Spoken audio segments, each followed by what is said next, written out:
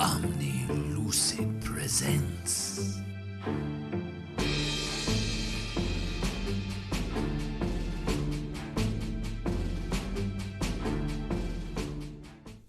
Hey everyone, welcome to Omni Lucid Presents. Today we're doing a review of Vilitum by the Baron's Game Room.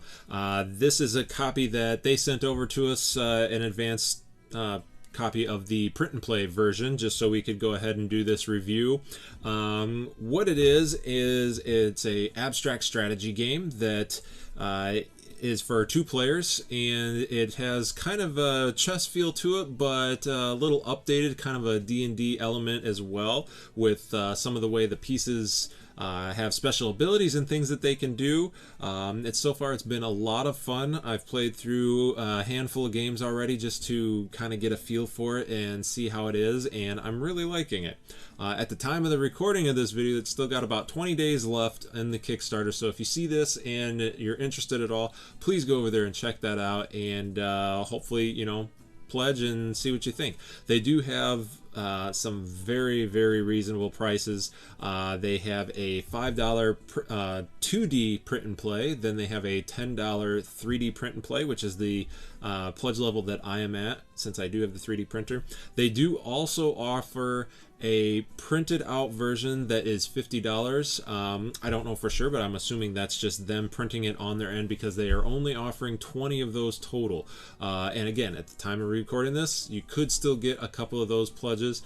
They were offering some painted ones that have already been all of those have been taken, so people are definitely picking this up. But like I said, for $10, if you got a 3D printer, it's a great deal. I can't wait to get the 3D file so I can print these all out.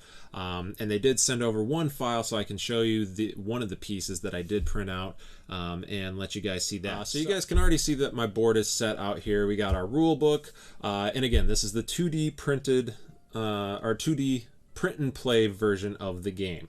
What you get with this is obviously the rule book, a 5x5 board, a 7x7 board, and then you get basically the trackers for how the pieces work and move and their special abilities. You get a couple of those. You get obviously all the pieces there, and that is it. So you just print it all out. Like, I printed this all just on regular paper. Pretty much the only assembly that you have to do is to fold your game pieces up a little bit so that they will stand upright as you move them around. And if you're doing the 7x7 board, you do have to kind of cut and put that together, but it's really super easy to do, and definitely worth it. So I will go to, I have another camera set up here just so you have a little bit better view, or a closer view I should say, of the board, and can maybe see this a little bit better. Basically what you're going to do on your turn, the players are going to go back and forth and place one piece at a time on the board on their side. So you just start placing them however you want. I'm just putting these out here in whatever order because doesn't really matter too much. There. All right, and then you are ready to go. Now, if you do play on the 7x7 board, you will have 2 open spaces still left, unless you get their soldier expansion, which is also on there. I believe it's $2 for that, to add that onto the game. Once you're all set up here, it's just like chess. You go back and forth and taking your turns. However, unlike chess, each of these, the players will have a movement and an attack. You don't just take a piece out by invading their space, and that is what this is down here. So you can see that there's all those numbers at the bottom. That's to keep track of their health. In the 3D printed version, then you will put rings on each of the pieces. I'll go over that a little bit more in just a moment. But you can kind of see here, and I know it's not the clearest on my camera, but each one, that top row with all the blue is how they move. The bottom row with the red is how they attack, except for this one over here, which is the cleric in green, who can heal. So they do follow pretty traditional chess movement as far as how they all work. Your rogue basically moves like a queen, your cleric moves like a rook, your warrior moves like a king, your archer moves like a bishop, and your wizard moves like a knight. So you will take your time going back and forth and then doing attacks. Now their attacks are a little bit different than obviously chess, because you are attacking at a distance and a range. So we'll just go ahead and go and say I want to get my archer out there to start hitting some people. So he's gonna move on that diagonal, and then he is going to attack. Let me come up here. So he has moved on the diagonal. He is going to attack that wizard for 1 point of damage, and then I would take my marker and go ahead and just mark off one of that wizard's health. Again, this is for the 2D print and play. With the 3D, you get little rings that they go right on the pieces. It's even easier to keep track of and to do. So I would highly suggest that 3D version if you have a 3D printer that you're able to do that, or even a friend that could do it for you. Unless you want to go ahead and do that $50 one and have them send it to you themselves. So then we'll go just back and forth a few times here, kind of the same thing. I move my rogue out there, they move like a queen, he's going to hit that archer. You'd go up there and mark that off, and you just go back and forth until one of you either surrenders or you completely beat out the other person.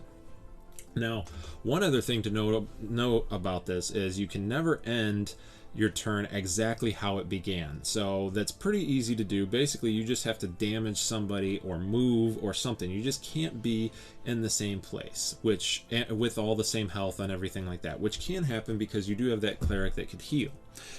So basically you could just sit there and that cleric can already heal this archer from there, so he could heal him on his turn, not move.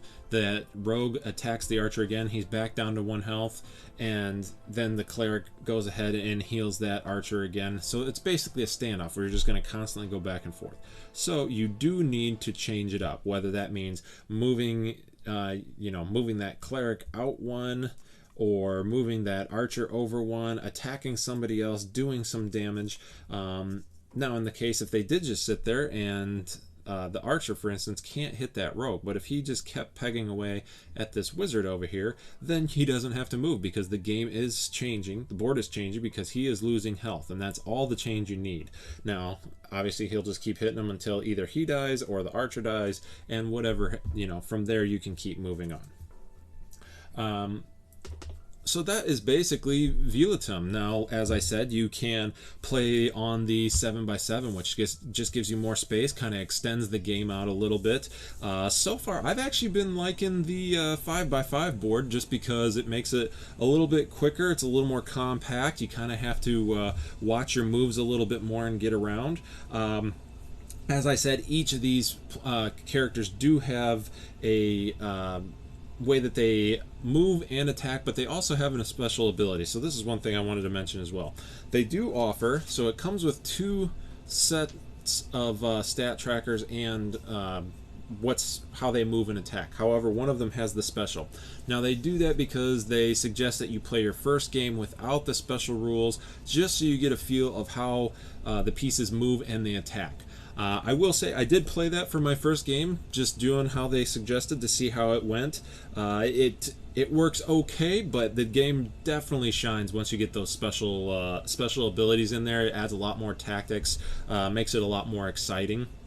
I think anybody that's familiar with chess, you could probably skip that opening, opening or the starting basic version, and just go right into it. The hardest part is basically just, if you don't know how those pieces traditionally move, figuring that out by looking at this. Their attacks, I guess that could help you, but again, it's all right there in front of you. These the little cards are really nice to just have right there in front of you, so you can just look real quick and play. So yeah, I definitely, once you get into that advanced version, it's a lot more fun to have the different special abilities that they can do. It adds little bonuses and things. The wizard, for instance, can teleport around and swap places with other friendly units, things like that. So yeah, as I said, all around really fun game. It gives you a lot of options. It's one that you can play over and over and over again, just because you never know what the other person is going to do. And if for whatever reason you start getting bored of that 5x5, you can always go over to the 7x7, kind of extend the game out a little bit.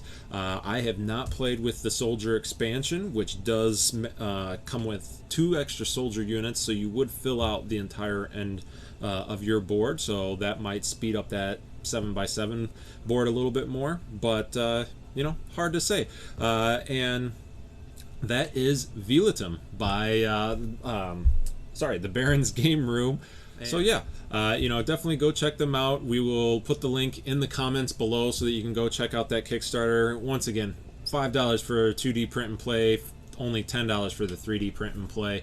I definitely think it's worth it. They are going to be delivering, because it is just basically digital files. It'll be delivering as soon as the Kickstarter is done, basically. Once they get the payment comes through and all that and gets approved by Kickstarter. But it's going to be a quick one. You don't have to worry about that shipping crisis that's going on right now and affecting so many other people. With the digital files, they'll be able to get them to you right away, and you'll have yourself a new abstract strategy game to get to the table pretty quick there.